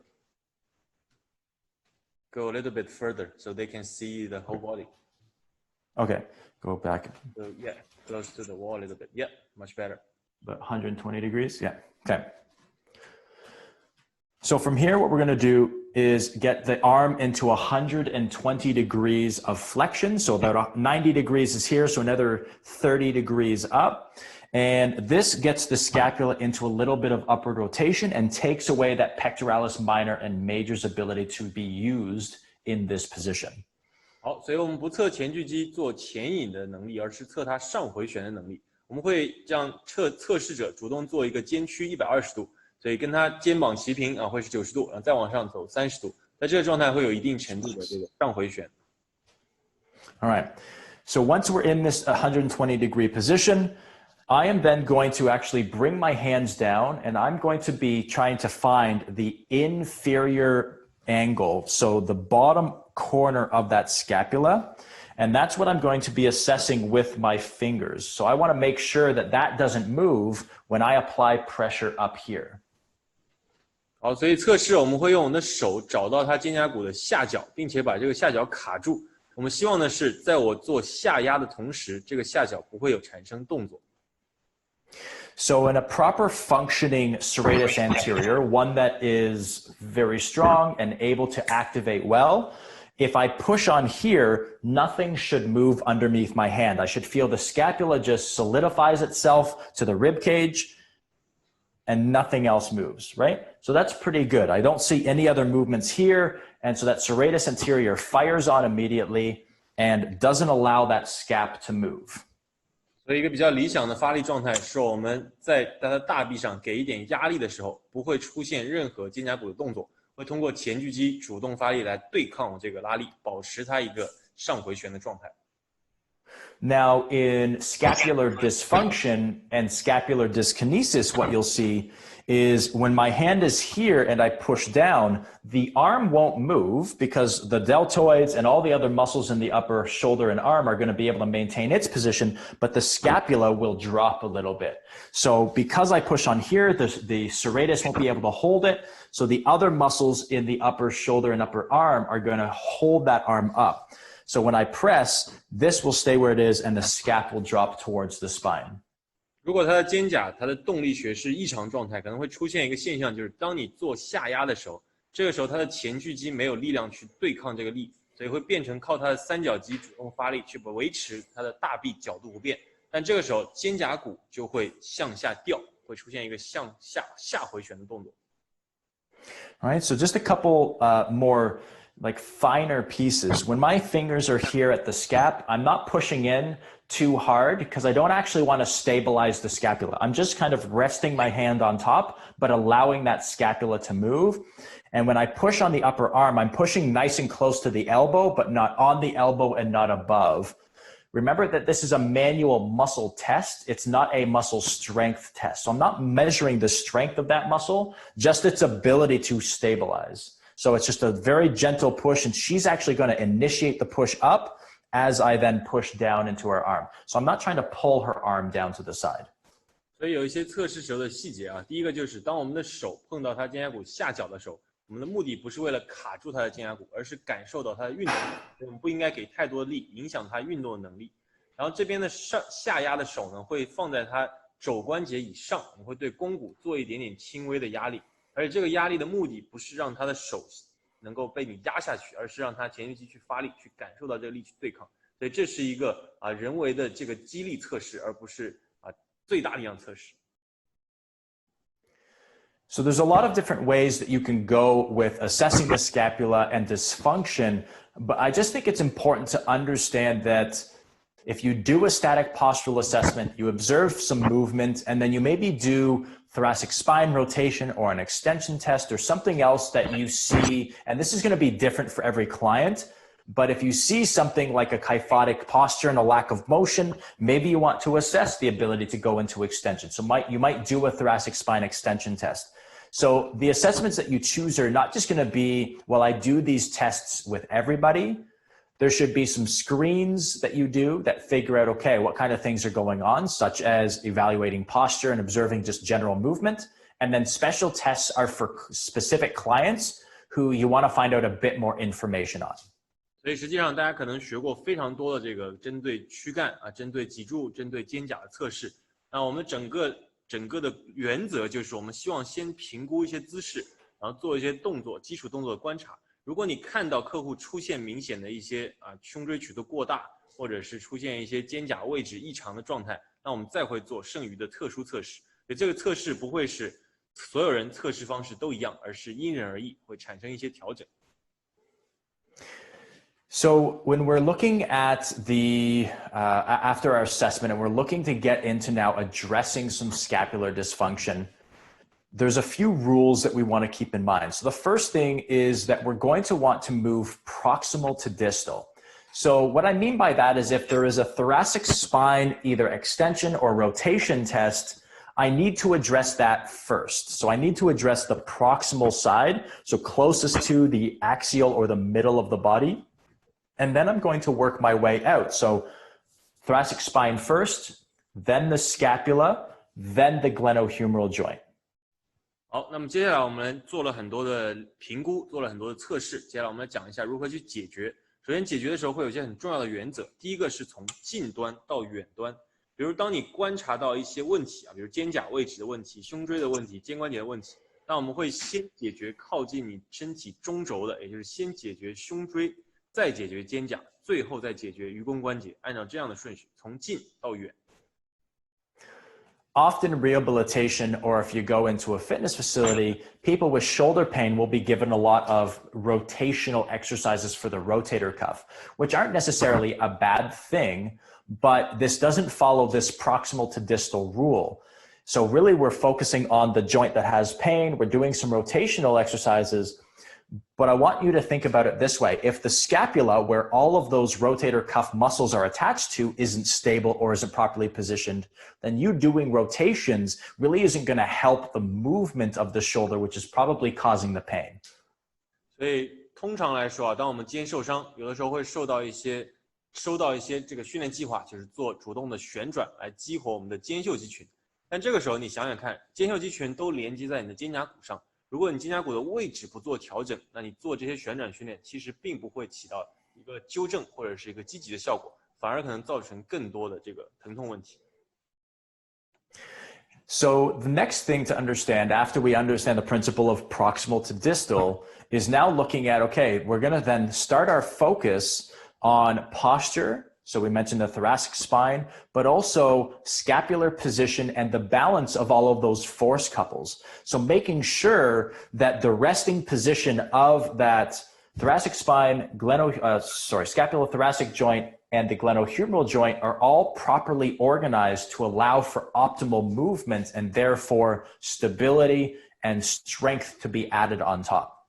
在遵循了第一个由近到远的原则之后，我们会再关注下一个，就是我们首先关注静态姿势，在静态状态下，它胸椎的曲度如何，肩胛骨的位置如何，以及整个肩关节附近肌肉的张力如何，所以它的力偶关系是否正常，这个是我们下一步需要去调整。所以只有在它在静止状态，或者是在一个最长时间维持的状态，处在中立位的时候，它才能承受更多的力量，提高更好的稳定性。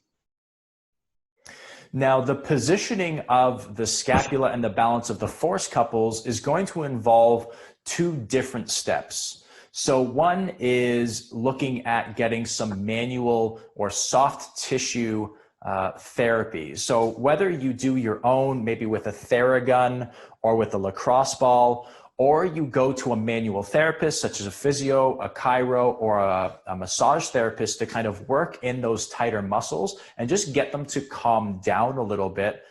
That will be beneficial for helping to improve the positioning of that scapula.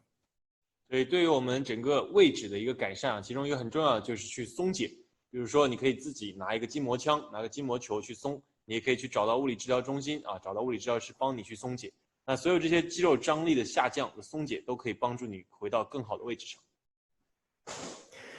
Once you've gotten this manual therapy and you've worked on all those different types of things like the pectoralis minor, major, your upper traps, your levator scapulae, and they've calmed down a little bit, what you can do then is really start to work on the smaller muscles that are often weak. So the serratus anterior, the lower and middle traps, and get them working properly. And we're going to show you a couple exercises to do that.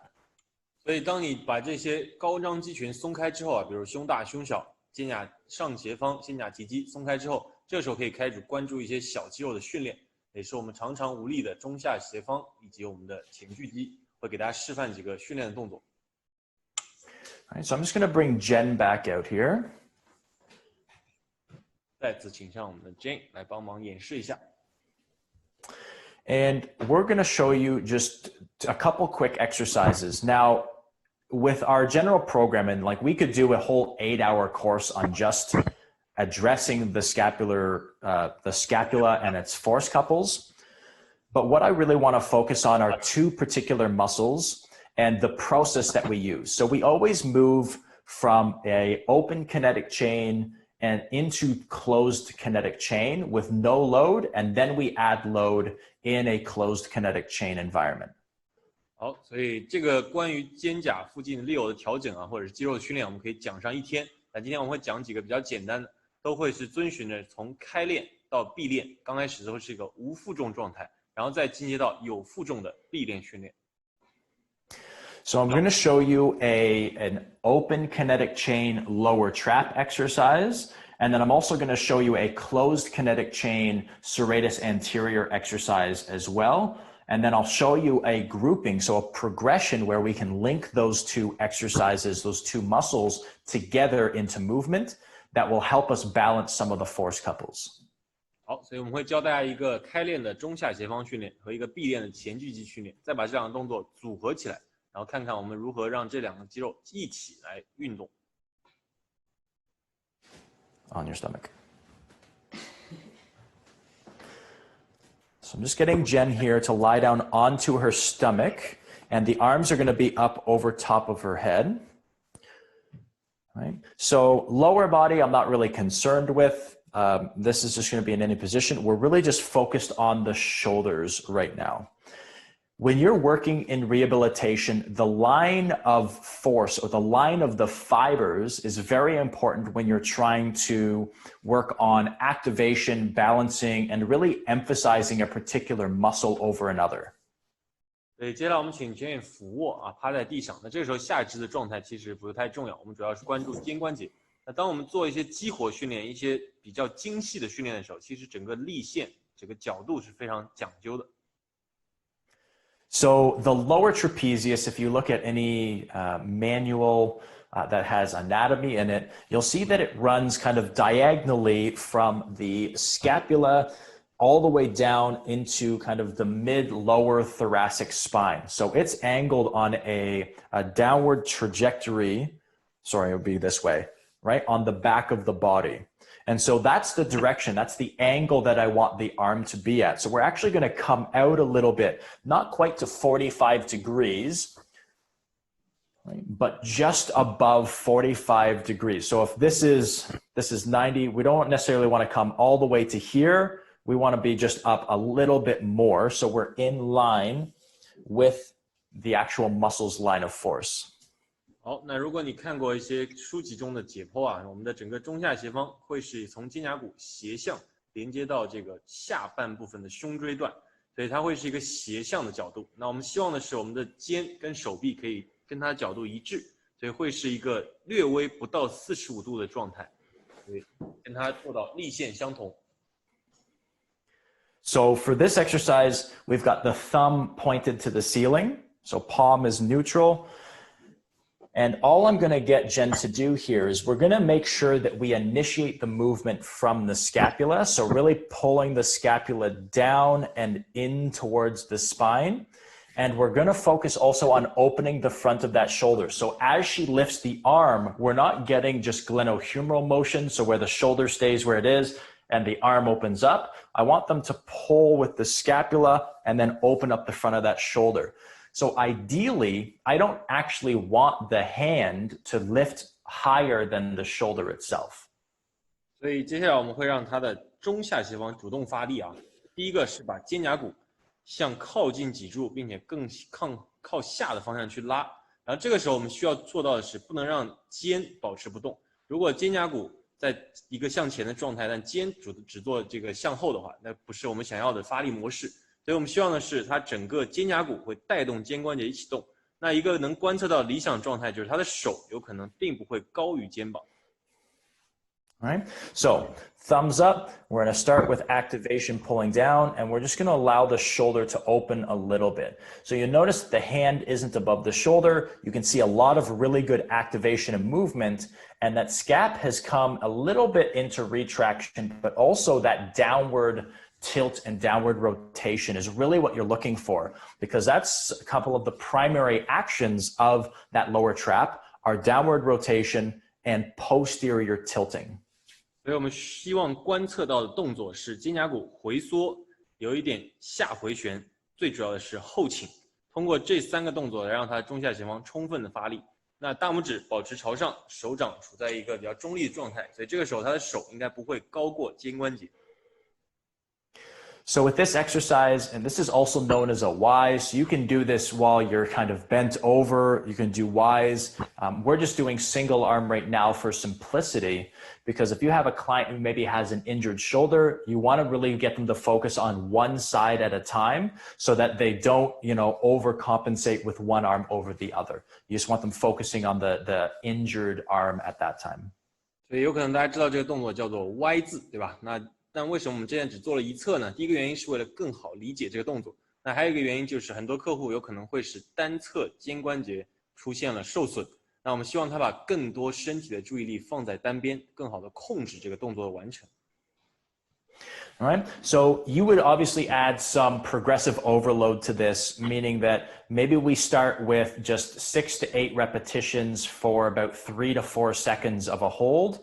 And we're really just looking to get a little bit of fatigue in the right place. So she shouldn't be feeling this in the shoulder itself. She shouldn't be feeling this in the front of the shoulder specifically. She should be getting a burning sensation in and around the bottom and inner side of that scapula, maybe even right underneath the scapula.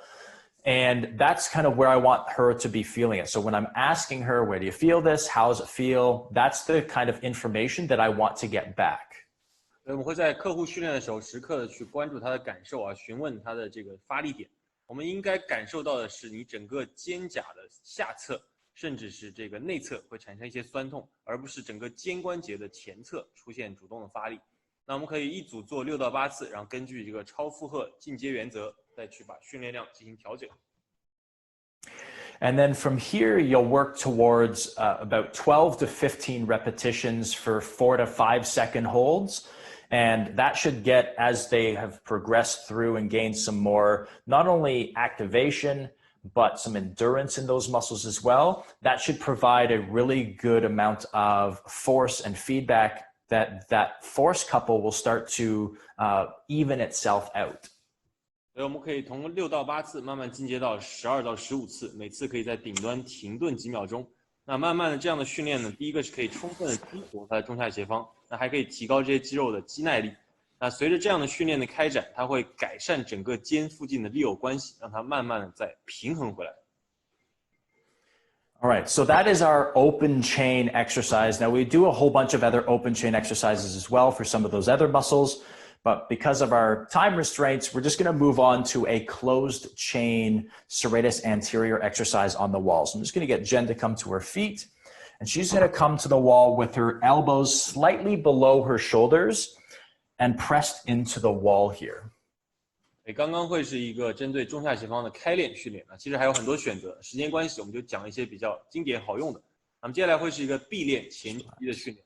我们需要 Jane 面对墙，把她的手肘略低于肩膀，并顶在这个墙面上。So we're going to work here on the serratus anterior. Now it's closed chain because my forearms are against the wall and they're not going to leave. And we're going to work a little bit on the protraction and then upward rotation. So really a short range of motion for that serratus anterior.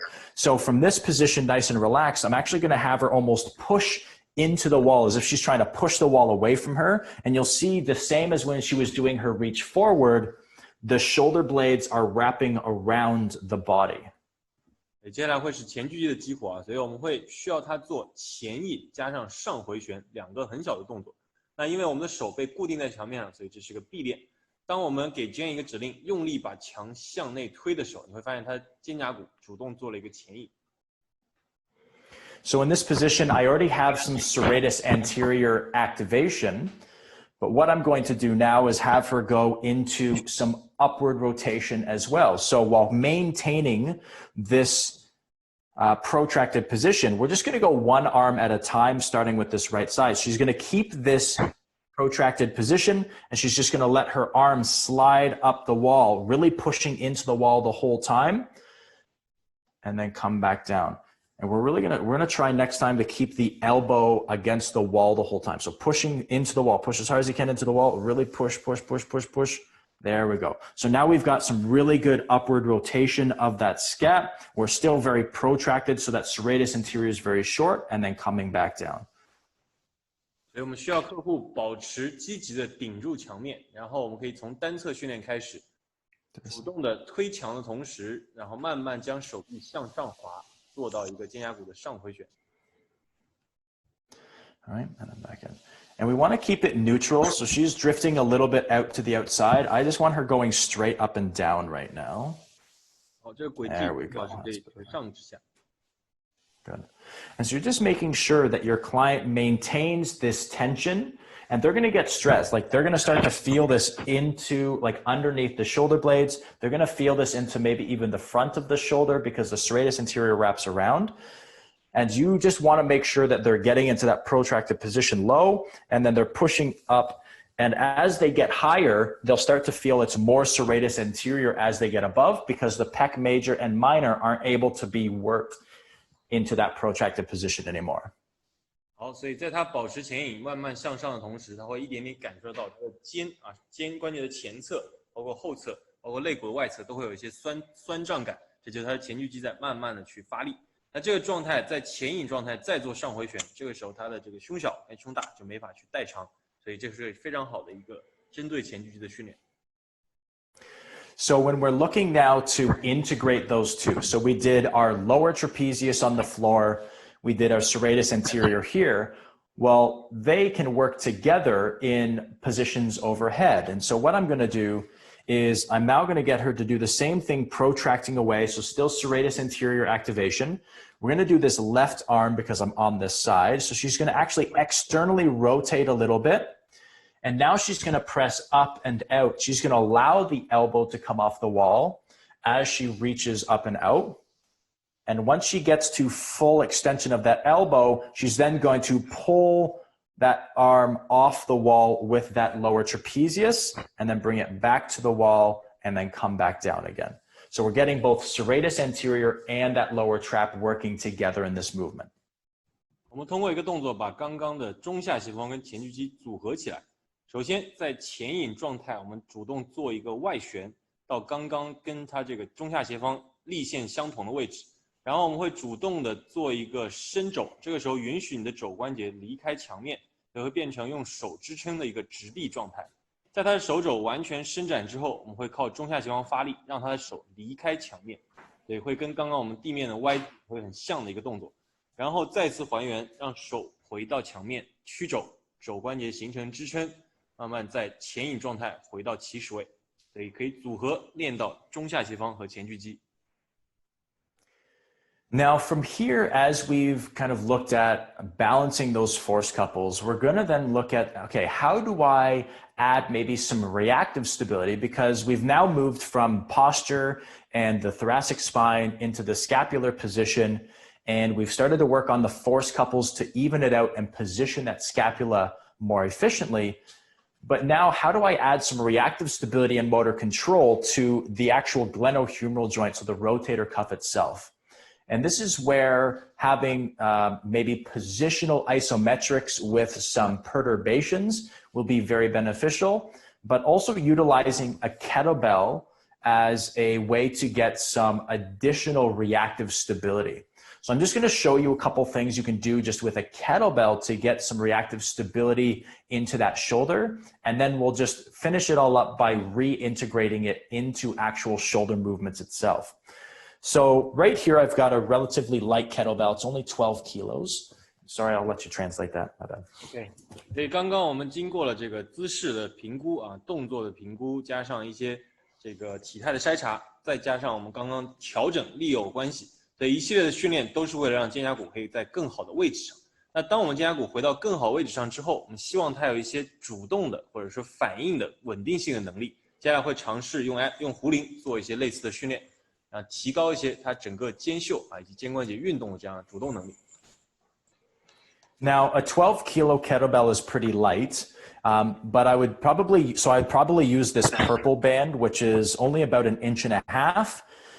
If I'm going any heavier than 12 kilos, I'm going to want to use a green band, but this will also depend on how tall you are. So I'm pretty tall. I'm about 6'2", so 6'2". So I'm going to use a bit of a thicker band because I don't want it bouncing off the ground. And so I'm going to wrap this band around twice.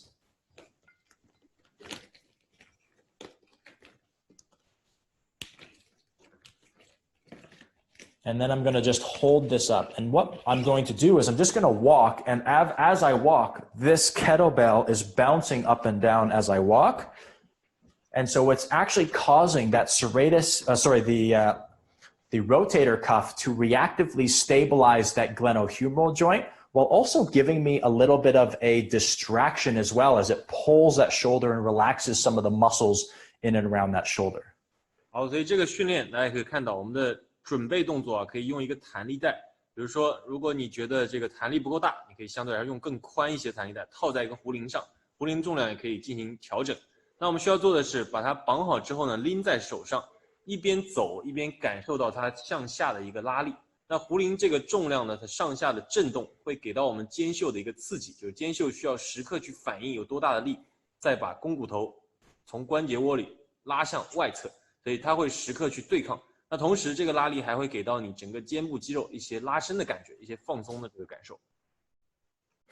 Now you can do this unilaterally, so you can do it just with a single arm. You can do it bilaterally with both arms, depending on what your goal is. If you do it unilaterally, you add some core stability into it or abdominal stability as well, which would be really probably beneficial for that client as well. But it's really up to you about what you want to get out of it.